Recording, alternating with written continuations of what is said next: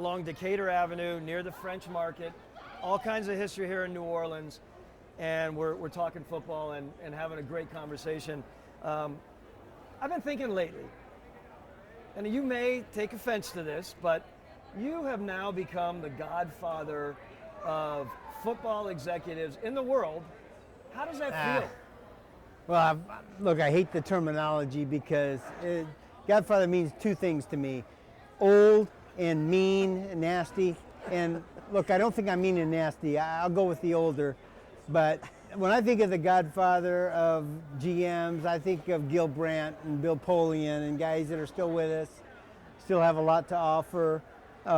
Look, there's guys in our league that are as experienced as I am, you know, Kevin Colbert and Rick Spielman, yourself, guys that have been around for a good period of time and been successful. So gosh, I hope nobody thinks of me that way. Well, you have such a presence, and we'll get into that a little bit.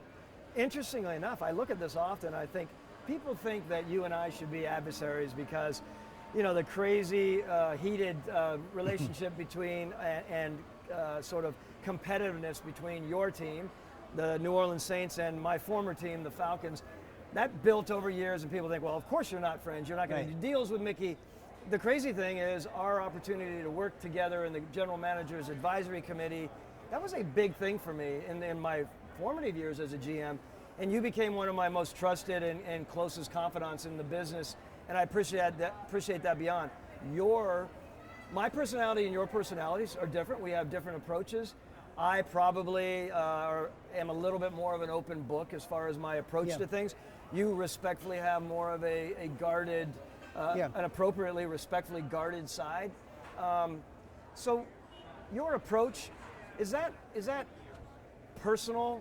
Is that your personal approach? Yeah. Well, yeah, it's a good question. First of all, I do hate the Falcons.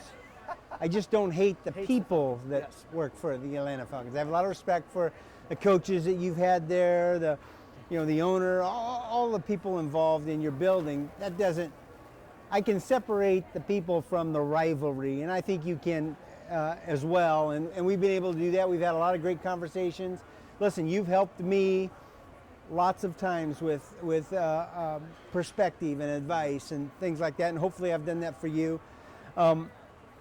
Look, I grew up in the business, and I've been part of the NFL for 38 years here now. And Mike McCormick was the general manager that hired me, and he came from a perspective of servant leadership, and came from a perspective. Now, Mike McCormick was a Hall of Fame player as well as a coach before he became a GM.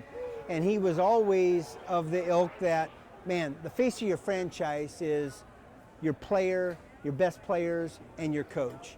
And as a GM, you're taking a back seat and you're taking a role behind the scenes, servant leadership. Mm-hmm. And so that's been my perspective. And so I don't believe in the GM being the out front guy most of the time. Now, when there's adversity and accountability, you need to stand up and take that.